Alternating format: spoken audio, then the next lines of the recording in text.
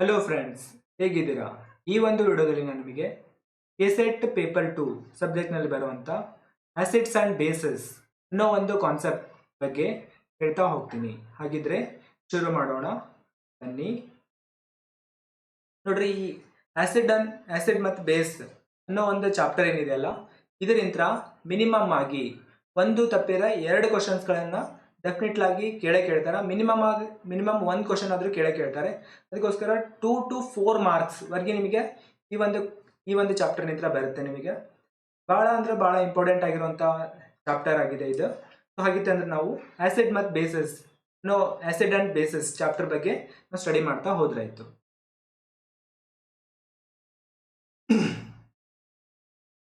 ನೋಡ್ರಿ, acid and basis chapter ಒಳಗಡೆ ಏನಿದೆ ಅಂದ್ರೆ, so acid and basis theory ಇರುತ್ತೆ.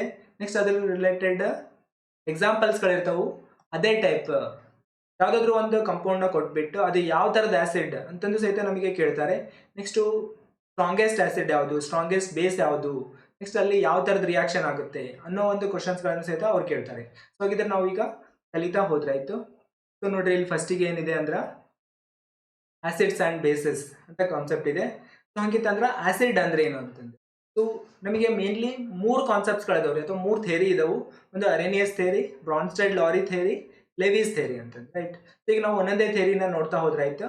So according to Arrhenius theory, any substance which gives H+ ion, H+ ion ಕೊಡುವಂಥ ಸಬ್ಸ್ಟೆನ್ಸ್ಗೆ ನಾವೇನಂತ ಕರಿತೀವಿ ಅಂದ್ರೆ ಅರೇನಿಯಸ್ ಥಿಯರಿ ಅಂತ ಕರಿತೀವಿ. ಎಕ್ಸಾಂಪಲ್ HCl, H2SO4 ಇವೆಲ್ಲ ಏನಂದ್ರೆ ಅರೇನಿಯಸ್ ಆಸಿಡ್ಗೆ ಎಕ್ಸಾಂಪಲ್. ಅದೇ ಟೈಪ್ ಅರೇನಿಯಸ್ ಬೇಸ್ ಅಂದ್ರೆ ಏನಂತಂದ್ರೆ, right? So anything which gives OH- ಕೊಡುವಂಥ ಸಬ್ಸ್ಟೆನ್ಸ್ಗೆ ನಾವೇನಂತ ಕರಿತೀವಿ ಅಂದ್ರೆ ಬೇಸ್ ಅಂತ ಕರಿತೀವಿ. ಎಕ್ಸಾಂಪಲ್ KOH, NaOH ಇವೆಲ್ಲ ಏನಂದ್ರೆ ಅರೇನಿಯಸ್ ಬೇಸ್ಗೆ ಎಕ್ಸಾಂಪಲ್ ಆಗಿರುತ್ತೆ. ಅದೇ ಟೈಪ ಬ್ರಾನ್ಸ್ಟೆಡ್ ಥಿಯರಿ, ಬ್ರಾನ್ಸ್ಟೆಡ್ ಆಸಿಡ್ ಅಂದ್ರೆ ಏನಂತಂದ್ರೆ, ರೈಟ್? ನೋಡ್ರಿ, ಈಗ ನಾವು ನಾರ್ಮಲ್ ಆಗಿ ಹೈಡ್ರೋಜನ್ ಆಟಮ್ನ ನಾನು ತಗೊಂಡೆ ಅಂತ ಅನ್ಕೊಳ್ರಿ. ಈ ಹೈಡ್ರೋಜನ್ ಆಟಮ್ನಲ್ಲಿ ಒಂದು ಪ್ರೋಟಾನ್, ಒಂದು ಎಲೆಕ್ಟ್ರಾನ್ ಇರ್ತೈತಿ. ನಾನು ಒಂದು ಎಲೆಕ್ಟ್ರಾನ್ ನಾನು ರಿಮೂವ್ ಮಾಡಿದೆ ಅಂತ ಅನ್ಕೊಳ್ರಿ, ಇದ್ರ ಮೇಲ್ಗಡೆ ಪಾಸಿಟಿವ್ ಚಾರ್ಜ್ ಬರುತ್ತೆ. ಇದ್ರೊಳಗಡೆ ಏನು ಉಳಿತೈತಿ? ಪ್ರೋಟಾನ್ ಅಷ್ಟೇ ಉಳಿತೈತ್ರಿ. ಓನ್ಲಿ ಪ್ರೋಟಾನ್ ಅಷ್ಟೇ ಉಳಿತೈತಿ. ಅದಕ್ಕೋಸ್ಕರ H+ ಅಯಾನ್ಗೆ ನಾವು ಏನಂತ ಕರಿತೀವಿ ಅಂದ್ರೆ ಪ್ರೋಟಾನ್ ಅಂತಂದು ಸಹಿತ ನಾವು ಕರಿತೀವಿ. ಸೊ ಹಂಗಿತ್ತಂದ್ರೆ ಯಾವ substance, the substance which donates H+ ion, so it is known as acid. ಅದೇ type the substance which accept proton, H+ ಅಯಾನ್ನ ಎಕ್ಸೆಪ್ಟ್ ಮಾಡ್ಕೊಳ್ಳುವಂಥ ಸಬ್ಸ್ಟೆನ್ಸ್ಗೆ ಏನಂತ ಕರಿತೀವಿ ಅಂದ್ರೆ ನಾವು ಬೇಸ್ ಅಂತ ಕರಿತೀವಿ. ಸೊ ನೆಕ್ಸ್ಟ್ ಕಾನ್ಸೆಪ್ಟ್ ಇದೆ ರೀ, ಅದು ಯಾವ್ದಂದ್ರೆ ಲೆವಿಸ್ ಥಿಯರಿ ಅಂತಂದ್ರೆ. ನೋಡ್ರಿ, ಇದ್ರ ಬಗ್ಗೆ ನಾವು ಫುಲ್ ಡೀಟೇಲ್ ಆಗಿ ಮತ್ತೊಂದ್ಸರಿ ಕಲಿತೀವಿ. ಬಟ್ ಇಲ್ಲಿ ನಾವು ಶಾರ್ಟ್ ಆಗಿ ನೋಡಿದ್ರೆ ಆಯ್ತು.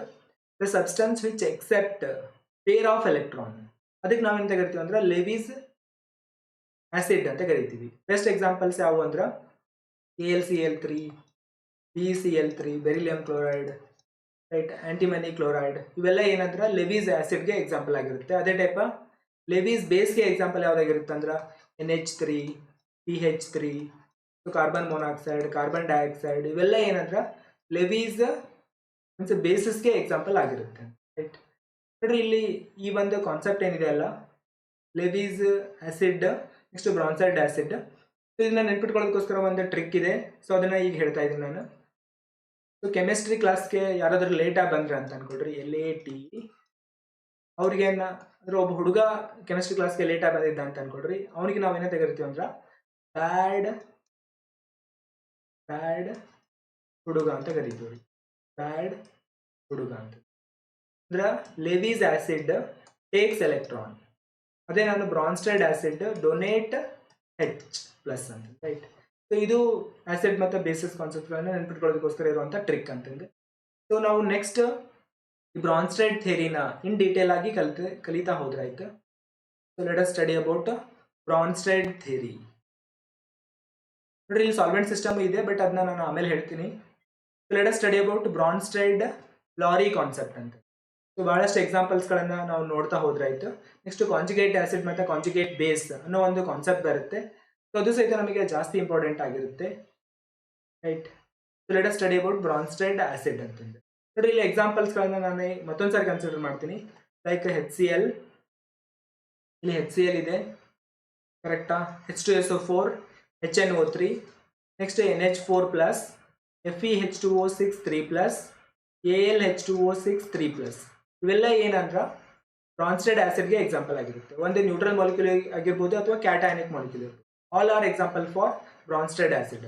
ಅದೇ ಟೈಪ್ ಬ್ರಾನ್ಸ್ಟೆಡ್ ಬೇಸ್ಗೆ ಎಕ್ಸಾಂಪಲ್ಸ್ಗಳನ್ನು ನಾವು ಕನ್ಸಿಡರ್ ಮಾಡಿದ್ರೆ ಆಯ್ತು. NH3, N2H4, amine.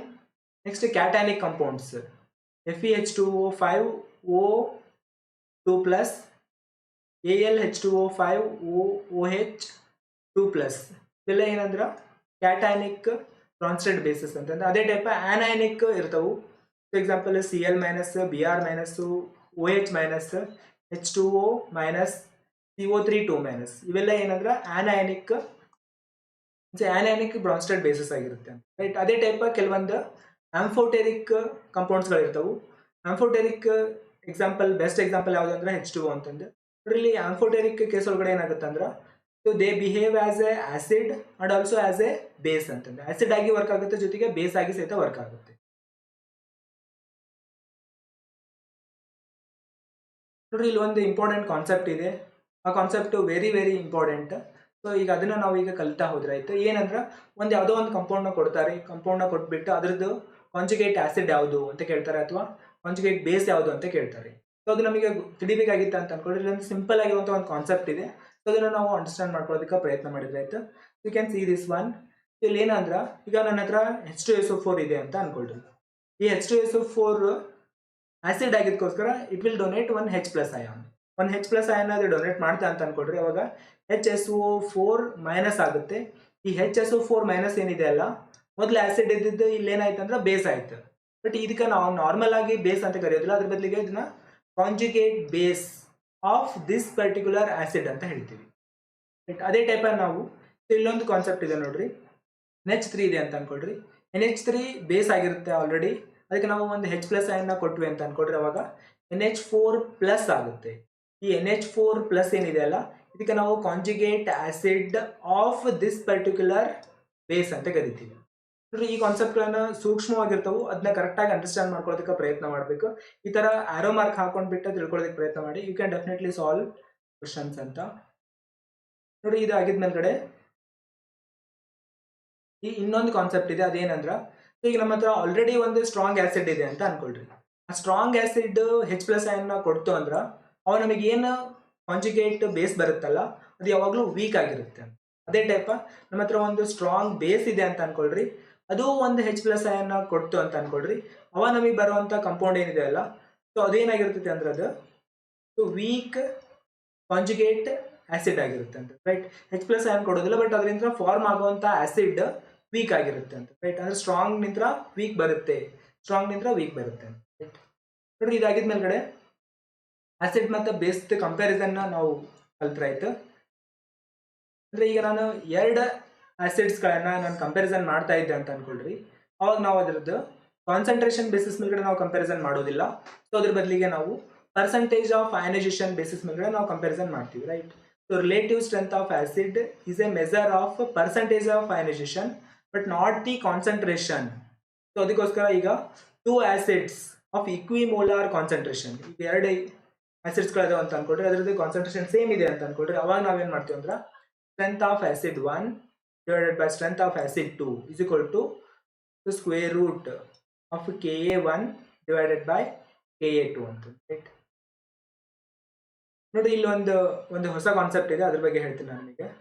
ಈಗ HCl ಇದೆ ಅಂತ ಅನ್ಕೊಳ್ರಿ, H2SO4 ಇದೆ ಅಂತ ಅನ್ಕೊಳ್ರಿ, HNO3 ಇದೆ ಅಂತ ಅನ್ಕೊಳ್ರಿ, HClO4 ಇದೆ ಅಂತ ಅನ್ಕೊಳ್ರಿ. ಇವೆಲ್ಲ ವಾಟರ್ ಒಳಗಡೆ ಸೇಮ್ ಸ್ಟ್ರೆಂತ್ ಇರ್ತದೆ, right. They are equally strong in water. So because of that reason water is called as levelling solvent. ನಾವು ಈ ವಾಟರ್ಗೆ ಏನಂತ ಕರಿತೀವಿ ಅಂದ್ರೆ ನಾವು ಲೆವೆಲಿಂಗ್ ಸಾಲ್ವೆಂಟ್ ಅಂತ ಕರಿತೀವಿ. ಅದೇ ಈ ಆಸಿಡ್ಸ್ಗಳನ್ನ ನಾನು ಅಸಿಟಿಕ್ ಆಸಿಡ್ ಒಳಗಡೆ ಹಾಕಿದೆ ಅಂತ ಅನ್ಕೊಳ್ರಿ, ಅಸಿಟಿಕ್ ಆಸಿಡ್ ಒಳಗಡೆ ಹಾಕಿದೆ ಅಂತ ಅನ್ಕೊಳ್ರಿ. ಅವಾಗ ಏನಾಗುತ್ತೆ ಅಂದ್ರೆ ಅದರದ್ದು ಸ್ಟ್ರೆಂತ್ ವೇರಿಯೇಷನ್ ಆಗ್ತಾ ಹೋಗುತ್ತೆ. ಅದು ಹೆಂಗ್ ವೇರಿಯೇಷನ್ ಆಗುತ್ತೆ ಅಂದ್ರೆ, ಸೊ ದಿಸ್ HClO4 ಏನಿದೆ ಅಲ್ಲ, so that is the strongest acid. HNO3- ಅಂತ ಏನಿದೆ ಅಲ್ಲ, HNO3 ಏನಿದೆ ಅಲ್ಲ, so that is the weakest acid ಅಂತ. ಸೊ ಅದಕ್ಕೋಸ್ಕರ so this acetic acid is called as differentiating solvent ಅಂತ. ಇದಕ್ಕೆ ನಾವು ಡಿಫ್ರೆನ್ಶಿಯೇಟಿಂಗ್ ಸಾಲ್ವೆಂಟ್ ಅಂತ ಕರಿತೀವಿ. So we'll move to the next concept. ನೋಡ್ರಿ ನಾವು ಲೆವಿಸ್ ಕಾನ್ಸೆಪ್ಟ್ನ ನಾವು ಕಲ್ತ್ರಾಯ್ತು ಈಗ. ನೋಡ್ರಿ ಲೆವಿಸ್ ಕಾನ್ಸೆಪ್ಟ್ನ ಆಲ್ರೆಡಿ ಒನ್ ಟೈಮ್ ಹೇಳಿದ್ದೆ ನಮಗೆ. So acid is the substance which accept electron pair ಅಂತ. So base is the substance which donates electron pair ಅಂತ. ನೋಡಿ ಇಲ್ಲಿದೆ electron donor, right, electron donor plus electron ಎಕ್ಸೆಪ್ಟಾರ್.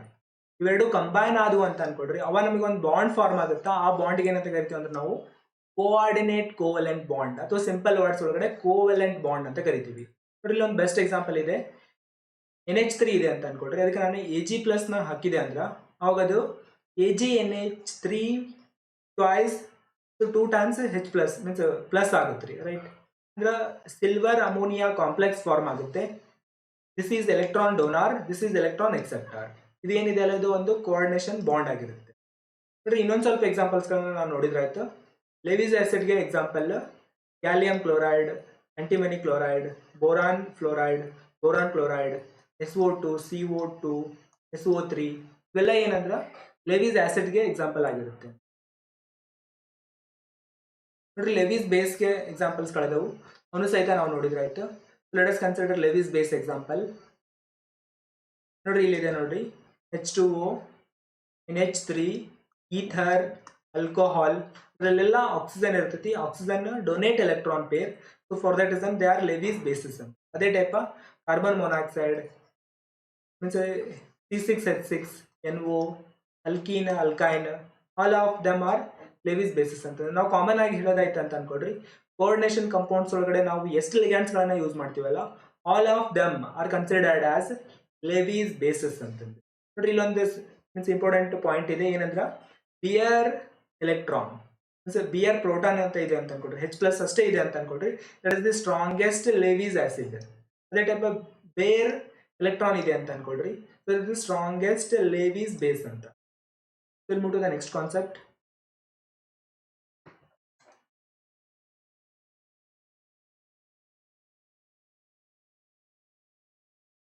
ನೋಡಿ ಎಸಿಡಿಕ್ ಸ್ಟ್ರೆಂತ್ ಆರ್ಡರ್ ಅಂತ ಇದೆ.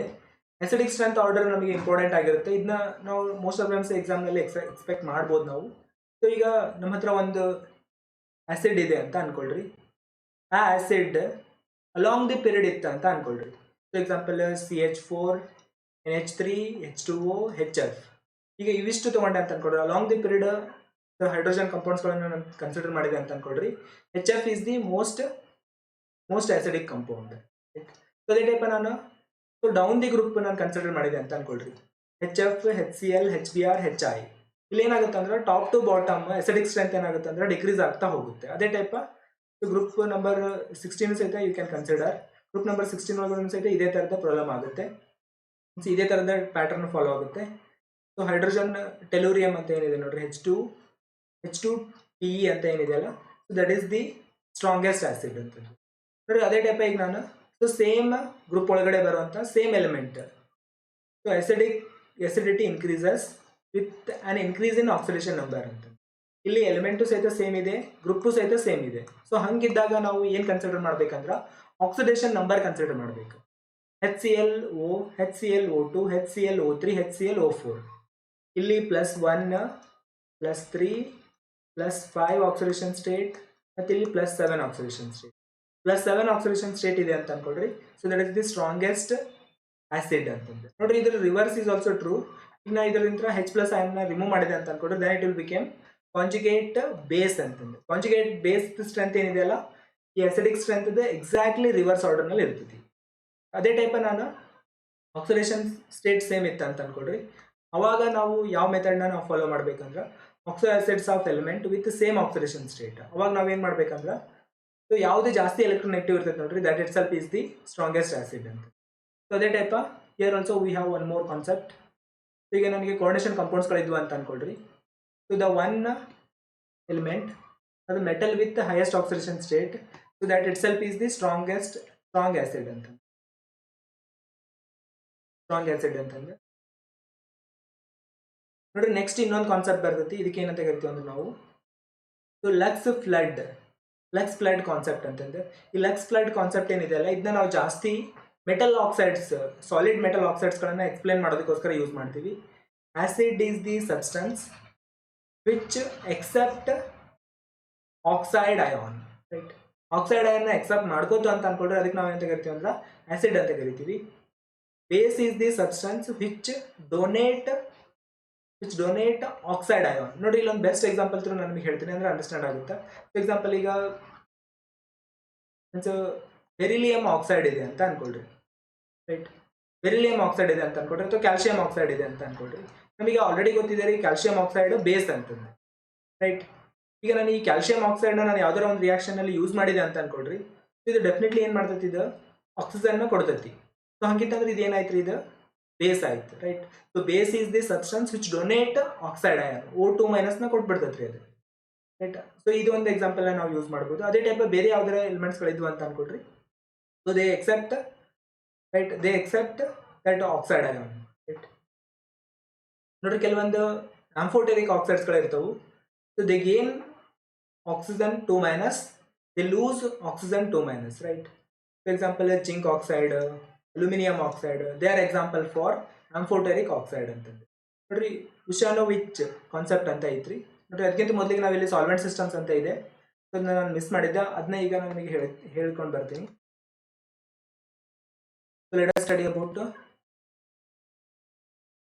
let us study about non-aqueous solvent system. ನೋಡ್ರಿ ಇಲ್ಲಿ solvent system ಅಂತ ಇದೆ, ಇದ್ರ ಬಗ್ಗೆ ನಾವು ಸ್ಟಡಿ ಮಾಡಿದ್ರೆ ಆಯ್ತು. ನೋಡ್ರಿ ಇಲ್ಲಿ ಏನಾಗುತ್ತೆ ಅಂದ್ರೆ ಈಗ ನನಗೆ ನಾರ್ಮಲ್ ಆಗಿ ಸಾಲ್ವೆಂಟ್ ಅಂತ ನಾವು ಯಾವ್ದು ಯೂಸ್ ಮಾಡ್ತೀವಿ ಅಂದ್ರೆ ವಾಟರ್ನ ಯೂಸ್ ಮಾಡ್ತೀವಿ. ಸೊ ಬೈ ಮಿಸ್ಟೇಕ್ ನಾವು ವಾಟರ್ನ ಯೂಸ್ ಮಾಡಲಿಲ್ಲ ಅಂತ ಅನ್ಕೊಳ್ರಿ, then it is called as non aqueous solvent. ಈ NH3 ಇದೆ ಅಂತ ಅನ್ಕೊಳ್ರಿ, ಈ NH3 ನಾವು ಹಾಗೆ ಬಿಟ್ಟಿವಿ ಅಂತ ಅನ್ಕೊಳ್ರಿ, ಅದು ಆಟೋ ಅಯನೈಸೇಷನ್ ಆಗುತ್ತೆ.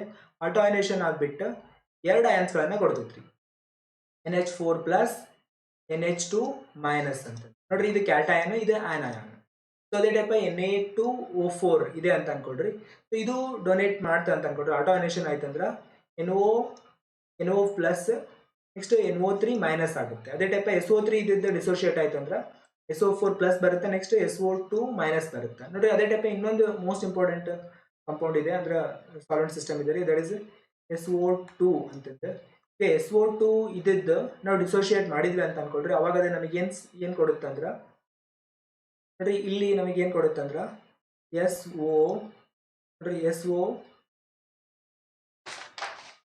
here you can see this one, SO2+ ಕೊಡುತ್ತೆ, ಜೊತೆಗೆ SO3- ಕೊಡುತ್ತೆ.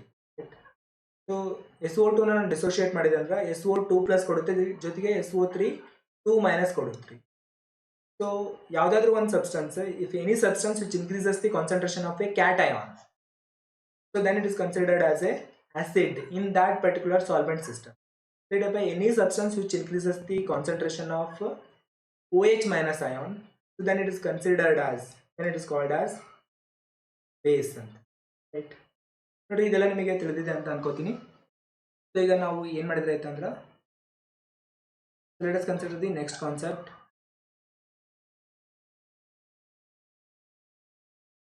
ನೋಡ್ರಿ ನಾನು ಇನ್ನೂ ಸ್ವಲ್ಪ ಕಾನ್ಸೆಪ್ಟ್ಸ್ಗಳಿದಾವು, ಅದನ್ನ ನಾನು ಡಿಸ್ಕಷನ್ ಮಾಡ್ತಾ ಹೋಗ್ತೀನಿ.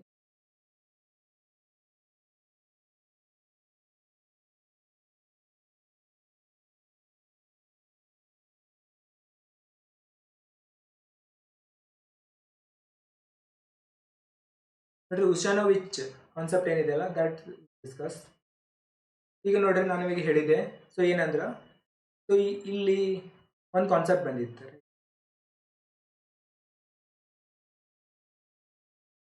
ಈಗ ನೋಡ್ರಿ ಈಗ NH3 ಸಾಲ್ವೆಂಟ್ ಸಿಸ್ಟಮ್ ನಾನು ತೊಗೊಂಡೆ ಅಂತ ಅನ್ಕೊಡ್ರಿ, it will gives rise to NH4+, next NO2- ಅಂತ. ಸೊ ಇಲ್ಲಿ ಯಾವ ಸಬ್ಸ್ಟೆನ್ಸ್ ಈ ಕ್ಯಾಟಯನ್ನ ದ ಕಾನ್ಸಂಟ್ರೇಷನ್ನ ಕೊಡುತ್ತೆ ನೋಡ್ರಿ, means right. So acid accept anion ಅಂತ, ರೈಟ್. ಆಸಿಡ್ ಎಕ್ಸೆಪ್ಟ್ ಆನಯಾನ್ ಇದು ನಮಗೆ ಎಲ್ಲಿ ಬಂತ್ರಿ, ಇದು ಲಕ್ಸ್ ಫ್ಲಡ್ ಕಾನ್ಸೆಪ್ಟ್ ಒಳಗಡೆ ಬಂತು. So even so H+ ion ಅಥವಾ ಎಲೆಕ್ಟ್ರಾನ್ ಎಕ್ಸೆಪ್ಟರ್ ಒಳಗಡೆ ಸಹಿತ ಬರುತ್ತೆ, right. So any substance which accept an ion or electron and gives up cation. H+ ಅಯಾನ್ನ ಕೊಡಬೇಕು, ಎಲೆಕ್ಟ್ರಾನ್ಸ್ಗಳನ್ನು ತಗೋಬೇಕು, ನೆಕ್ಸ್ಟ್ ಆನ್ ಅಯಾನ್ನ ಸಹಿತ ತಗೋಬೇಕ್ರಿ. ಆ ಥರದ ಕಂಪೌಂಡ್ಸ್ಗಳಿಗೆ ನಾವೇಂತ ಕರಿತೀವಿ ಅಂದ್ರೆ ಆಸಿಡ್ ಅಂತ ಕರಿತೀವಿ. ಅಂದ್ರೆ ಲೆಕ್ಸ್ಫ್ಲೈಟ್ ಕಾನ್ಸೆಪ್ಟ್ ಇದರಲ್ಲಿ ಇನ್ಕ್ಲೂಡ್ ಆಯ್ತು, ಲೆವಿಸ್ ಬೇಸ್ ಕಾನ್ಸೆಪ್ಟ್ ಇನ್ಕ್ಲೂಡ್ ಆಯ್ತು ರೀ. ನೆಕ್ಸ್ಟ್ ಕ್ಯಾಟೈನ್ನ ಕೊಡುತ್ತೆ ಅಂದ್ರೆ ಅರೇನಿಯಸ್ ಕಾನ್ಸೆಪ್ಟ್ ಸಹಿತ ಇದರಲ್ಲಿ ಕ್ಲಬ್ ಆಯ್ತು ರೀ. ಇದಕ್ಕೆ ನಾವು ಉಶಾನೋವಿಚ್ ಕಾನ್ಸೆಪ್ಟ್ ಅಂತ ಕರಿತೀವಿ. ಅದೇ ಟೈಪ್ ಬೇಸ್ಡ್ ಕಾನ್ಸೆಪ್ಟ್ ಸಹಿತ ನಾವು ಇದರಲ್ಲಿ ಇನ್ಕ್ಲೂಡ್ ಮಾಡ್ಕೋಬಹುದು ನೋಡ್ರಿ. ಆನೆಯನ್ನ ಗಿವ್ ಅಪ್ ಮಾಡುತ್ತೆ ಅಂದ್ರೆ ಲೆಕ್ಸ್ಫ್ಲೈಟ್ ಕಾನ್ಸೆಪ್ಟ್ ಇನ್ಕ್ಲೂಡ್ ಆಯ್ತು ರೀ. ಅರೇನಿಯಸ್ ದಟ್ ಇಸ್ ಲೆವಿಸ್ ಕಾನ್ಸೆಪ್ಟ್ ಇದರಲ್ಲಿ ಇನ್ಕ್ಲೂಡ್ ಆಯ್ತು. ಅದೇ ಟೈಪ್ H+ion ಎಕ್ಸೆಪ್ಟ್ ಮಾಡ್ಕೋತೈತಿ ಅಂದ್ರೆ ಬ್ರಾನ್ಸ್ಟೆಡ್ ಲಾರಿ ಕಾನ್ಸೆಪ್ಟ್ ಸಹಿತ ಇದರಲ್ಲಿ ಇನ್ಕ್ಲೂಡ್ ಆಯ್ತು. ಇದರದ ಪೂರ್ತಿ ಸಮರೈಸೇಷನ್ ಎಲ್ಲಿದೆ ಅಂದ್ರೆ ಉಶಾನೋವಿಚ್ ಕಾನ್ಸೆಪ್ಟ್ ಒಳಗಡೆ ಇದೆ. Let's consider the next concept.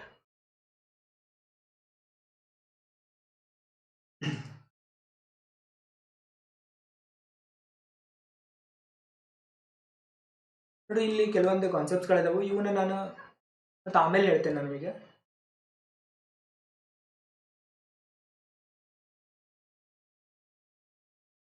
ನೋಡ್ರಿ ನಾವು HSAB ಅಂತ ಏನು ಕಾನ್ಸೆಪ್ಟ್ ಏನಿದೆಯಲ್ಲ, ಸೊ ಅದನ್ನ ನಾವು ಈಗ ಕಲ್ತ್ರಾಯ್ತು. ನೋಡ್ರಿ HSAB ಕಾನ್ಸೆಪ್ಟ್ ಏನಿದೆಯಲ್ಲ, so that is based on polarisability ಅಂತ, ರೈಟ್. ಸೊ ಈಗ ಹಾರ್ಡ್ ಆಸಿಡ್ ಇದೆ ಅಂತ ಅನ್ಕೊಳ್ರಿ, ಅದ್ರದ್ದು ಲೋ ಪೊಲರೈಸಬಿಲಿಟಿ ಇರ್ತೈತಿ. ಸೊ ಹಂಗಿತ್ತಂದ್ರೆ ಪೊಲರೈಸಬಿಲಿಟಿ ಅಂದ್ರೆ ಏನಂತ, ಸೊ ಚಾರ್ಜ್ ಟು ಸೈಜ್ ರೇಷಿಯೋಕ್ಕೆ ನಾವೇನಂತ ಕರಿತೀವಿ ಅಂದ್ರೆ ಪೊಲರೈಸಬಿಲಿಟಿ ಅಂತ ಕರಿತೀವಿ, ರೈಟ್.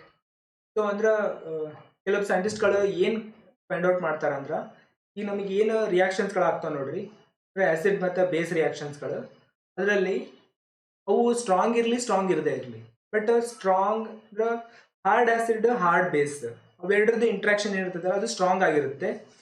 ಅದೇ ಟೈಪ ನಾವು soft acid to soft base ಅದ್ರ ಇಂಟ್ರಾಕ್ಷನ್ ಏನಿರ್ತದಲ್ಲ ಅದು ಸ್ವಲ್ಪ ವೀಕ್ ಆಗಿರುತ್ತೆ ಅಂತ, ರೈಟ್. ಸೊ ಅದಕ್ಕೋಸ್ಕರ ನಾವು ಇಲ್ಲಿ ಏನು ಹೇಳ್ತೀವಿ ಅಂದ್ರೆ ಹಾರ್ಡ್ ಆಸಿಡ್ ನೋಡ್ರಿ, hard acid low polarisability, right.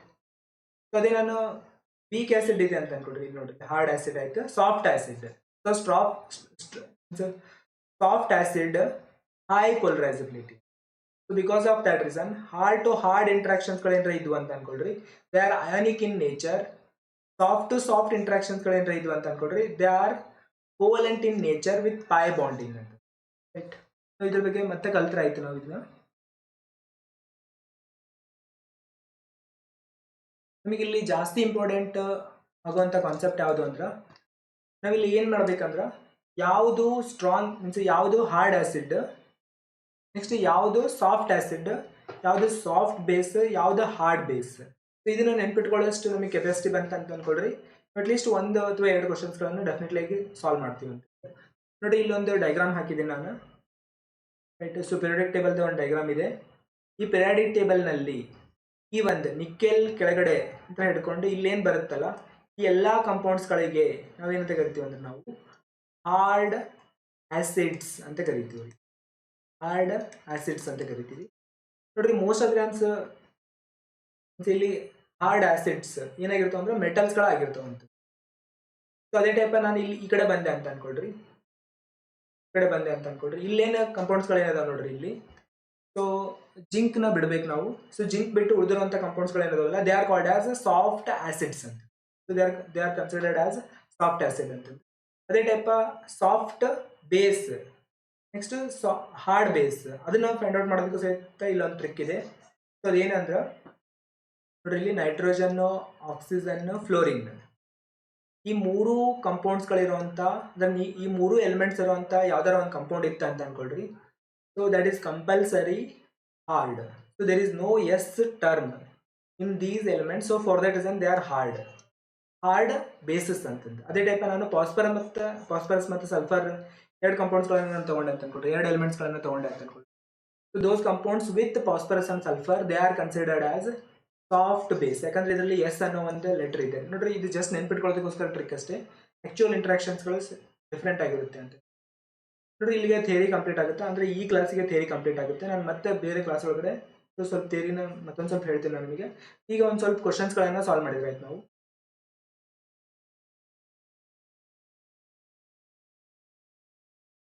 Let us solve some questions. ನೋಡಿ ಇಲ್ಲೊಂದು ಕ್ವಶನ್ ಇದೆ ನೋಡ್ರಿ, which of the following is most acidic in nature ಅಂತ. ಜಾಸ್ತಿ ಆಸಿಡಿಕ್ ಇರುವಂಥ ಕಂಪೌಂಡ್ ಯಾವುದು ಅಂತ ಕೇಳ್ತಾ ಇದ್ದಾರೆ. ನಿಮಗೆ ಗೊತ್ತಿರ್ಬೋದು ಎಸ್ ಮತ್ತು ಪಿ ಬ್ಲಾಕ್ ಎಲಿಮೆಂಟ್ನಲ್ಲಿರುವಂಥ ಎಲಿಮೆಂಟ್ಸ್ಗಳು, ಕಂಪೌಂಡ್ಸ್ಗಳು ಮತ್ತು ಅದರದ್ದು ಆಕ್ಸೈಡ್ಸ್ ಏನಿದಾವಲ್ಲ, so all of them are basic in nature. ಇದು ಬೇಸಿಕ್, ಇದು ಬೇಸಿಕ್, ಇದು ಬೇಸಿಕ್, ಇದು ಸಹಿತ ಬೇಸಿಕ್ ಇರುತ್ತೆ. ಹಂಗಿತ್ತಂದ್ರೆ ಸೊ ಬೆಸಿಟಿ ಏನಿದೆ ಅಲ್ಲ, ಟಾಪ್ ಟು ಬಾಟಮ್ ಹೆಚ್ಚಿಗೆ ಆಗ್ತಾ ಹೋಗುತ್ತೆ. ಟಾಪ್ ಟು ಬಾಟಮ್ ಹೆಚ್ಚಿಗೆ ಆಯ್ತು ಅಂತ ಅನ್ಕೊಳ್ರಿ, ಯಾವ್ದ್ರದ್ದು ಬೆಸಿಟಿ ಕಡಿಮೆ ಇರ್ತೈತಲ್ಲ that's itself is the most acidic ಅಂತ. ಈ ಒಂದು ಕೇಸ್ ಒಳಗಡೆ ಏನಾಗುತ್ತೆ ಅಂದ್ರೆ beryllium, magnesium, calcium, strontium, barium ಇವನ್ನ ತಗೊಂಡೆ ಅಂತ ಅನ್ಕೊಳ್ರಿ, ಟಾಪ್ ಟು ಬಾಟಮ್ ಬೆಸಿಟಿ ಜಾಸ್ತಿ ಆಗುತ್ತೆ. ಅದಕ್ಕೋಸ್ಕರ beryllium oxide itself is the strong acid ಅಂತ. ನೋಡ್ರಿ, which of the following is a stronger base. ನೋಡ್ರಿ, ಈ ಕಾನ್ಸೆಪ್ಟ್ ಏನಿದೆ ಅಲ್ಲ, this question is belongs to organic chemistry. Will solve it in organic chemistry. Organic chemistry solve ಮಾಡಿದ್ರೆ ನೋಡ್ರಿ, ಇಲ್ಲೊಂದು question ಇದೆ, ಇದನ್ನ ನಾವು ಸಾಲ್ವ್ ಮಾಡಿದ್ರಾಯ್ತು. ನೋಡಿ, this question is related to solvent system ಅಂತ. ನಾನು ನಾನ್ ಅಕ್ವೇಸ್ ಸಾಲ್ವೆಂಟ್ಸ್ಗಳ ಬಗ್ಗೆ ಹೇಳ್ತಾ ಇದ್ದಲ್ಲ, ಅದ್ರ ಬಗ್ಗೆ ಇದೆ. ಇಲ್ಲಿ ನೋಡ್ರಿ, SO2 ಸಾಲ್ವೆಂಟ್ ಸಿಸ್ಟಮ್ ಬಗ್ಗೆ ಹೇಳ್ತಾ ಇದ್ದಾರೆ ಅವರು. SO2ನ ನಾನು ಡಿಸೋಶಿಯೇಟ್ ಮಾಡಿ ಬರದೆ ಅಂತ ಅನ್ಕೊಳ್ರಿ, SO2+ ಆಗುತ್ತೆ, ಜೊತೆಗೆ SO3 2- ಆಗುತ್ತೆ. Anything which increases cation concentration, they are called as acid. Which of the following act as an acid in liquid SO2 according to solvent system concept ಅಂತ. ನೋಡ್ರಿ, ಈಗ ನಾನು K2SO3 ನಾನು ತಗೊಂಡೆ ಅಂದ್ರೆ SO3 ಕೊಡುತ್ತೆ, ಇದು SO3 ಕೊಡುತ್ತೆ, ಬಟ್ ಇದು ಅಷ್ಟೇ ನನಗೆ SO ಕೊಡ್ತಾ ಇದೆ ರೀ. So for that reason this it self is the correct answer.